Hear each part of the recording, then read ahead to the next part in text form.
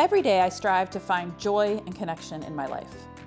Obviously, part of that is my amazing family and friends, but also a huge component is the wine business. I have spent the last 19 years as an importer and distributor of wine in Washington, D.C., and let me tell you, it fills my bucket. What I'd like to do here is bring you along on the journey. The wine business can be incredibly insular, and I would like to blow that wide open and introduce you to some of my favorite people in the wine business.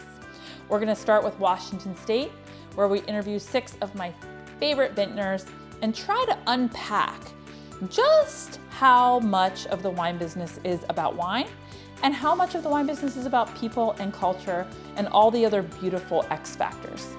I'm Christy Delovich, and it's 5 o'clock somewhere in the Vineyard, Washington State edition.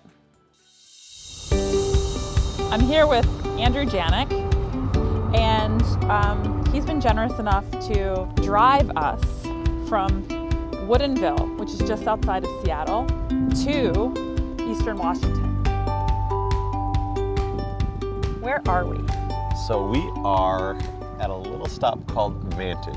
So it's basically the area on the west side of the Columbia River before crossing over into Eastern Washington, right on I-90. So a very popular spot for people to, get their boats out into the river. It's a popular spot for concerts. Our biggest music venue in the state is just down the road over here called The Gorge. Okay. So this is more of a kind of a recreational area than anything. Okay. But as you can kind of see, we are in kind of full desert mode over here. And I mean, here we're at the point where the Columbia is massive. And a lot of, as we keep going east or south down the river, you'll start seeing a lot more actual crops, whether it's vineyards, orchards, all types of things. And this is kind of the lifeblood of a lot of that. And if we didn't have irrigation, whether from wells or a lot of it from our river system, then everything would, for the most part, look like it looks over there. It's total desert. It's total desert, but as we keep going, you'll see so much life, and it's because we have this here. So the Columbia River is the largest river system, the largest river in this area? Yeah. Oh yeah. Yeah. And everything else is an estuary off of. So we have a lot of things feeding it. So like the Yakima, the Snake are feeding into the Columbia, and yeah, it gets massive. And it also, not only is it used as a water source, it's also affecting a lot of the kind of the microclimates in the area. So for like the vineyards that we're using in the Horse Heaven Hills, for like for Janik, like the shampoo wines, for myself the Lady Hawk wine, those are so close to the Columbia that even though you're getting a ton of heat units, you're getting this huge cooling effect from the wind of the Columbia that it can give a lot of extra hang time and really have a nice cooling effect. It also helps protect from freeze and things like that. So for the actual viticulture, it's really important, and it does a lot of cool things for the wines. Amazing, and it's also really beautiful. It is incredible. It's really beautiful.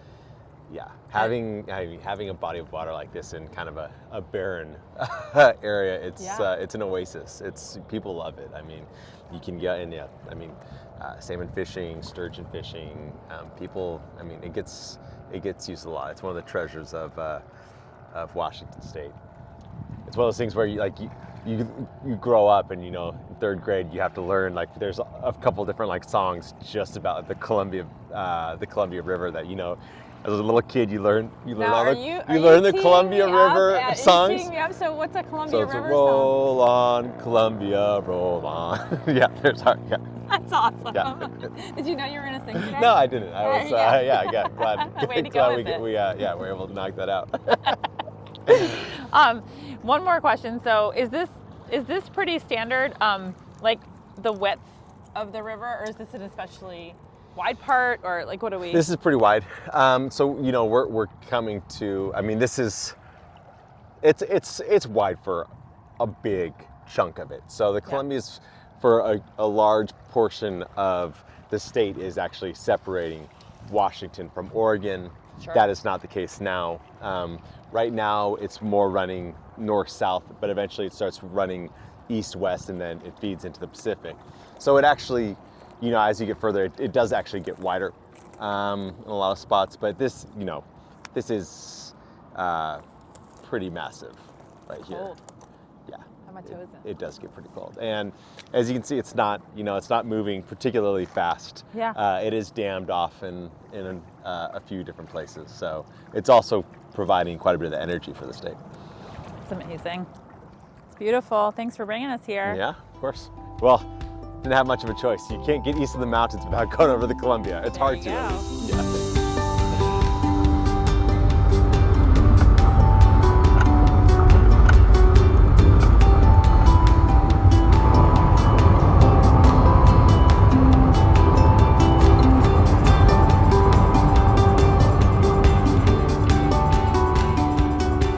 So, here with Andrew, we just went through the Cascade Mountain Passage and stopped to check out the beautiful evergreen trees.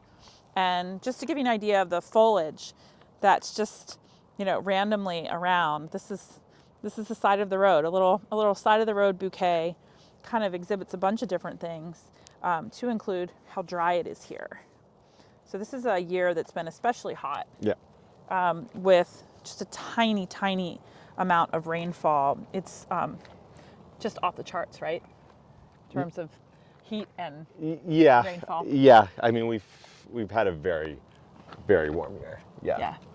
But you know, even with a warm year, I mean, it's later, so you know you're starting to see some of this dry out. But you know, it's just even without the rainfall, having other sources of water by you. I mean, it's really cool. I mean, we're pretty high elevation right now, so we're getting kind of that higher. I mean, obviously here, you know, we're getting more trees, but you do get these kind of high, dry, wildflower-looking areas, and it's really pretty. It is pretty, and we're also, in terms of water source, we just crossed over the Cascade Mountains through the passage, and we also just crossed over the Yakima River. Yeah. Which is like right there. So we have a really big river system throughout the eastern part of the state. So that's where, you know, a lot of people are able to source from, whether it's for irrigation or just for, you know, their personal lives, but it's also, it keeps those areas around them, you know, very light-filled. Healthy. Yeah. Well, thank you. Cheers. Thank you for watching. Join us next Tuesday for episode 6, where we tour downtown Walla Walla with the lovely Kim Bullender of Le Col. We will be releasing a new episode every Tuesday and Thursday at 5 p.m. through November 11th.